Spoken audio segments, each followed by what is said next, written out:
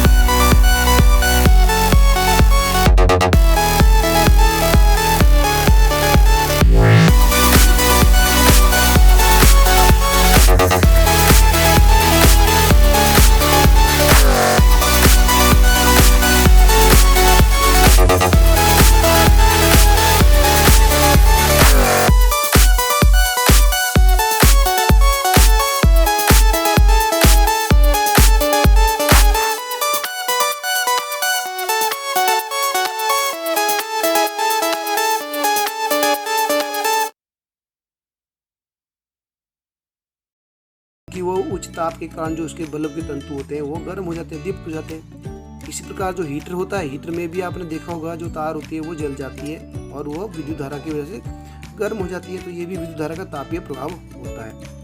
ठीक है बच्चों, यदि परिपथ में कोई विद्युत धारा दुर्बल हो तो तंतु पर्याप्त मात्रा में गर्म नहीं होता है और ना ही जलता है। कई बार क्या होता है, आपने देखा होगा कि आपके घरों में लाइट थोड़ी कम आती है तो बल्ब बिल्कुल हल्का सा जलता है। इसका मतलब क्या होता है, विद्युत धारा पूरी नहीं आ रही है, इसलिए जो बल्ब का तंतु होता है वो पूरी तरह नहीं जलता है। या हम कह सकते हैं कि विद्युत परिपथ में विद्युत धारा क्या है, कमजोर है। ठीक है बच्चों, अब यहाँ देखिए कुछ LEDs होते हैं, इनको बोलते हैं हम LED यानी लाइट इमर्जिंग डायोड यानी प्रकाश उत्सर्जक डायोड। LED ये LED ये बल्ब है, इनको बोलते हैं हम लाइट इमर्जिंग डायोड या प्रकाश उत्सर्जक डायोड। अब इनके साथ अगर हम एक बिजली की तार नेगेटिव दूसरी पॉजिटिव जोड़ेंगे तो ये बल्ब जो है जल पड़ते हैं। ठीक है, तो इनको किसी परिपथ से जोड़ते समय इतने लंबे तार को सदैव बैटरी के धन टर्मिनल और छोटे तार को हमेशा नेगेटिव टर्मिनल इसमें दिए होते हैं बच्चों। एक लंबी तार दी होती है, इसके अंदर एक छोटी तार दी होती है, ये लंबी है ये छोटी है, तो जो लंबी है उसको घन टर्मिनल यानी पॉजिटिव टर्मिनल के साथ और जो छोटी है उसको नेगेटिव टर्मिनल के साथ हमें जोड़ना चाहिए।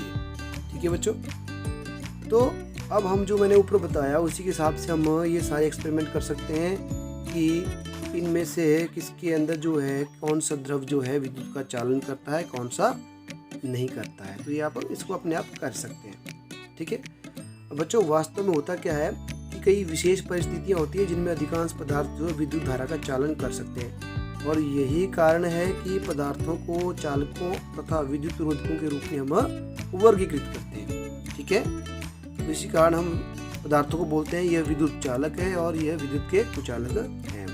उसके बाद आता है बच्चों हमारा विद्युत धारा के रासायनिक प्रभाव। अब हम ये पढ़ लेते हैं। तो कक्षा 7 में आपने पढ़ा है विद्युत धारा के रासायनिक प्रभावों के बारे में, है ना। तो इन प्रभावों की हम सूची भी बना सकते हैं। अब विद्युत धारा किसी चालन विलयन में प्रभावित होती है तो क्या प्रभाव उत्पन्न करती है इसका हम देखेंगे। अब इसके लिए हम क्या करेंगे, 2 बेकार सेलों को सावधानीपूर्वक कार्बन छड़ें अलग कर लेंगे। हम 2 बेकार सेल लेंगे, उसके अंदर जो काली काली कार्बन की छड़ें उनको अलग कर लेंगे।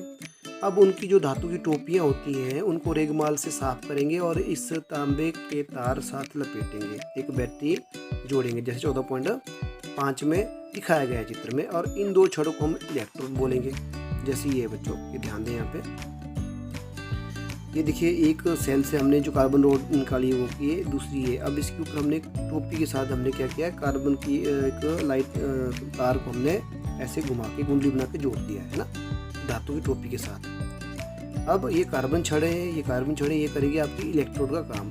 हम क्या करेंगे, दोनों से एक तार ले जाएंगे हम जो पॉजिटिव टर्मिनल के साथ जोड़ेंगे और दूसरी तार जो ले जाएंगे हम नेगेटिव टर्मिनल के साथ जोड़ेंगे, यानी ऋणात्मक एंड और धनात्मक एंड बैटरी के साथ जोड़ेंगे। और हमने नीचे एक बीकर में क्या करेंगे, पानी ले लेंगे, ये पानी है।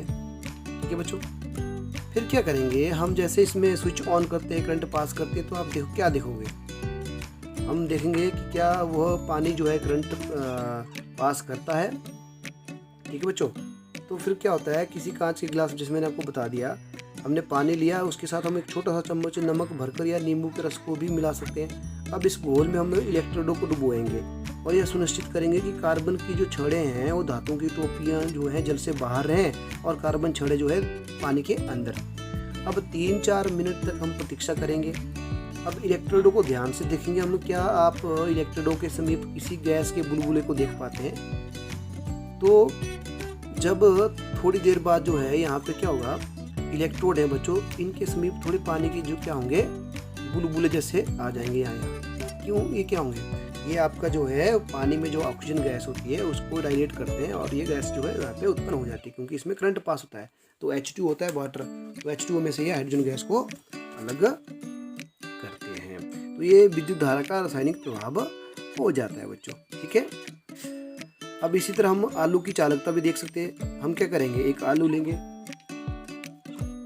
हमने क्या करना है, एक आलू को 2 भागों में बांटना है तथा उसमें एक संपरीक्षित बनाकर तांबे की तारों के साथ इसमें निविष्ट करना है। संपरीक्षित क्या होता है मैंने आपको पहले बताया था। एक माचिस की डिब्बी ले ली हमने नीचे वाली, उसमें हम कंपास डाल देंगे।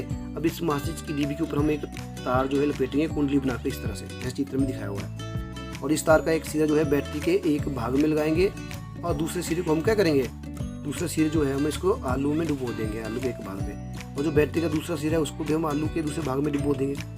हम इससे क्या करेंगे, इस प्रश्न को देखेंगे तो बड़ा भारी आश्चर्य होगा हमें। इसमें क्या होगा, इससे जो धन टर्मिनल जो संयोजित तार होगी, जहाँ पे जो पॉजिटिव टर्मिनल होगा जो आलू में डूबा होगा वहाँ पे नीला हरा धब्बा बन जाता है। ठीक है, वहाँ पे नीला हरा धब्बा बन जाता है। जैसे ये पॉजिटिव टर्मिनल है, ये पॉजिटिव टर्मिनल है यहाँ पे, तो यहाँ से नीला हरा धब्बा नीचे बन जाएगा। ठीक है बच्चों, जैसे आपको दिख रहा है ये पॉजिटिव ये नेगेटिव, इसकी जो तार होगी यहाँ पे पॉजिटिव टर्मिनल से नीला धब्बा बन जाता है। तो ये क्यों बनता है? ये धब्बा जो है आपका जो है इसकी जो इस धब्बे की जो खोज है ना एक अत्यंत लाभप्रद यानी बड़ा अच्छा लगता है जब आप इस कोई नई चीज़ ढूंढते हो। तो किसी बॉक्स में छिपी बैटरी या सेल के धन टर्मिनल की पहचान करने के लिए यह बहुत आवश्यक है। अगर आपको ये नहीं पता हो कि बैटरी का धन टर्मिनल कौन सा है तो ये परीक्षण आप उसके लिए कर सकते हो। जिस तरफ धब्बा बनेगा उससे हमें पता लग जाएगा कि यह क्या है, धन टर्मिनल है, और जहाँ नहीं बनेगा वो नेगेटिव टर्मिनल है। ठीक है बच्चों, तो ये था आपका तापीय प्रभाव। दूसरा आता है आपका रासायनिक प्रभाव। अब आता है विद्युत लेपन। तो विद्युत लेपन क्या होता है बच्चों? देखिए, यदि आप क्या करें, बिल्कुल नई साइकिल का हैंडल होता है, पट्टियों के रिम कितने चमकदार होते हैं आपने देखा होगा। ठीक है, हैंडल भी चमकीला होता है, रिम भी चमकीले होते हैं। यदि किसी कारणवश इनमें खरोंच लग जाती है तो चमकदार परत उतर जाती है। ठीक है, उसके नीचे की सतह इतनी चमकदार होती नहीं है।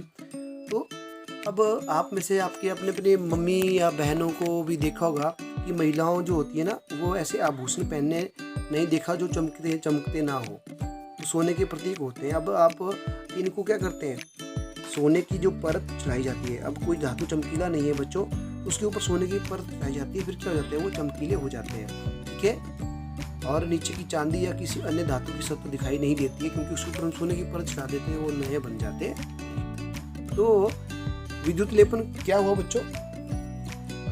विद्युत लेपन वह प्रक्रिया हुई जिसके द्वारा जो है हम किसी एक धातु के ऊपर दूसरी धातु की परत चढ़ाते हैं ताकि उस धातु के ऊपर जो है वायु और पानी का संपर्क ना हो सके और वो धातु जो है खराब होने से बच जाए। उसी प्रक्रिया हम विद्युत लेपन कहते हैं। ठीक है, तो अब इसके लिए हम क्या करेंगे, इसका हम एक्सपेरिमेंट कर सकते हैं। हम क्या करेंगे, देखिए इसको, देखिए आप चित्र 14.7। इसमें हम क्या करेंगे बच्चों, हम एक क्रियाकलाप करेंगे। इसमें हम कॉपर सल्फेट का लगभग 10 से 4 सेंटीमीटर साइज की तांबे की 2 प्लेट लेंगे और इन्हें हम बिल्कुल स्वच्छ और सूखे बीकर में 250 ml आसुत जल डालेंगे। आसुत जल जिसमें कोई भी लवण ना हो।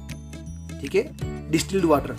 इसके चाय की 2 चम्मच भरकर हम कॉपर सल्फेट घोलेंगे। फिर क्या होगा, अधिक चालन करने वाले जो कॉपर सल्फेट का घोल होगा उसके कुछ बूंदे हम तनु सल्फ्यूरिक अम्ल की डालेंगे। ठीक है, अब तांबे की प्लेटों को रेगमाल से साफ करेंगे और इन्हें पानी में धोकर सुखाएंगे। तांबे की प्लेट को हम एक बैटरी के टर्मिनल के समायोजित करेंगे और उन्हें कॉपर सल्फेट के विद्युत घोल में डिबोएंगे। ठीक है, तो इस प्रकार जो है, तो अब क्या होगा बच्चों, अब जब हम इसको डुबाएंगे तो हम देखेंगे परिपथ को हम क्या करेंगे, लगभग 15 मिनट तक विद्युत धारा प्रभावित होने देंगे। ठीक है, इस घोल में से हम इलेक्ट्रोड को हटाएंगे और उसे ध्यानपूर्वक देखेंगे तो उसमें से किसी एक में कुछ अंतर पाते हैं। तो क्या आप इसमें कोई परत चढ़ी हुई देखते हैं? इस परत का रंग कैसा है? बैटरी के उस टर्मिनल को नोट करें जिस पर इलेक्ट्रोड संयोजित हो जाते हैं। ये देखिए, इस चित्र के हिसाब से हम विद्युत लेपन का प्रक्रिया दिखा रहा है। इसमें क्या किया हमने, हमने बैटरी जोड़ी है। ठीक है, उसका पॉजिटिव टर्मिनल हमने, उसके नेगेटिव टर्मिनल को भी हमने जोड़ा है। दोनों के साथ हमने तांबे की जो 2 प्लेटें लगाई है, एक तांबे की प्लेट है, दूसरी लोहे की प्लेट है। ठीक है, पॉजिटिव वाले जो एंड है उसमें हमने लोहे की तांबे की प्लेट लगाई है और दूसरे के साथ भी हमने तांबे की प्लेट लगाई है। और एक बीकर में हमने क्या किया है, कॉपर सल्फेट का घोल यानी पानी की बूंद, कॉपर सल्फेट हमने क्या है घोल बनाया हुआ है, उसके पानी में हमने कॉपर सल्फेट घोला हुआ है और उसमें डाला हुआ है। तो जैसे ही हम इसमें करंट पास करते हैं तो हम क्या देखेंगे, इन दोनों में से किसी एक रॉड पे जो है दूसरे जो कॉपर की जो है कलर चढ़ जाता है नीचे जो डुबोया हुआ है। अब ये क्यों होता है बच्चों? देखिए, जब कॉपर सल्फेट के घोल में विद्युत धारा प्रवाहित की जाती है तो कॉपर तथा सल्फेट में टूट जाता है। ठीक है, और जो स्वतंत्र कॉपर होता है, तांबा होता है, वो बैटरी के ऋण टर्मिनल से संयोजित इलेक्ट्रॉन की ओर आकर्षित हो जाता है। यानी जो बैटरी का ऋण टर्मिनल है उसकी ओर आकर्षित हो जाएगा आपका कॉपर। ठीक है बच्चों, और जो सल्फेट है वो किसकी तरफ जाएगा,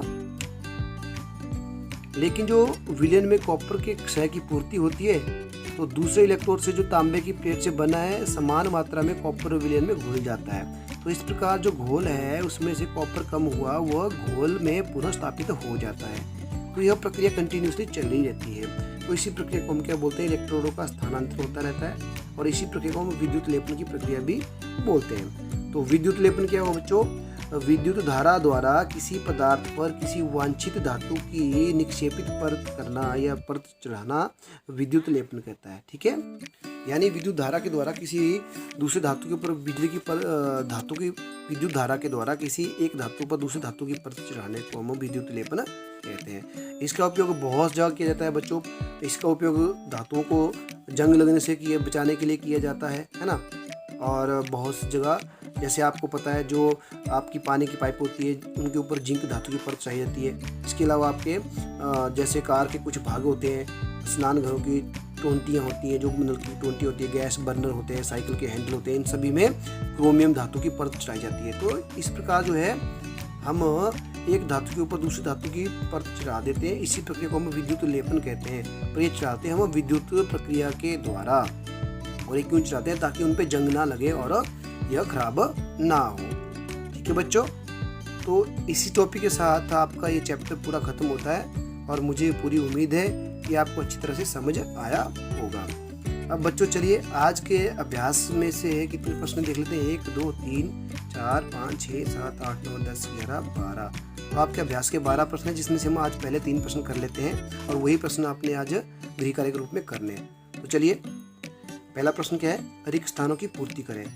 तो विद्युत पहला है, इसमें देखिए विद्युत चालन करने वाले अधिकांश द्रव डैश डैश तथा डैश के विलयन हो सकते हैं। तो ये आपने बताना। तो बच्चों इसमें आपका पहले में क्या आएगा? देखिए पहले में आएगा आपका विद्युत धारा विद्युत चालन करने के लिए अधिकांश द्रव अम्लों, क्षारकों और लवणों के घोल होते हैं। तो इसमें आएगा अम्ल, क्षारक और लवण। ठीक है। अभी किसी विलयन से विद्युत धारा प्रभावित होने पर डैश डैश प्रभाव उत्पन्न होता है। तो किसी विलयन से जब हम विद्युत धारा प्रभावित करते हैं उसमें चुंबकीय प्रभाव प्राप्त होता है। यहाँ पे चुंबकीय प्रभाव, उसमें चुंबकीय प्रभाव उत्पन्न होता है।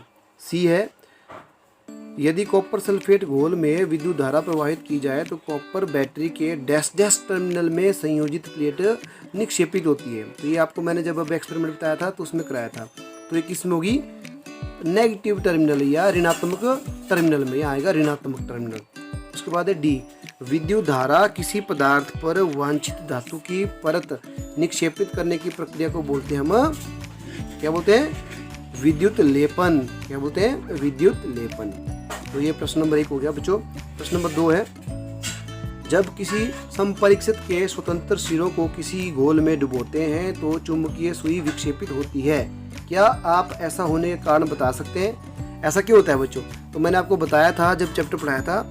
तो जब हम ऐसा करते हैं ये इसलिए होता है क्योंकि विद्युत धारा जो है चुंबकीय प्रभाव उत्पन्न करती है और विद्युत धारा के बहुत दुर्बल होने पर चुंबकीय सुई विक्षेपित होती है।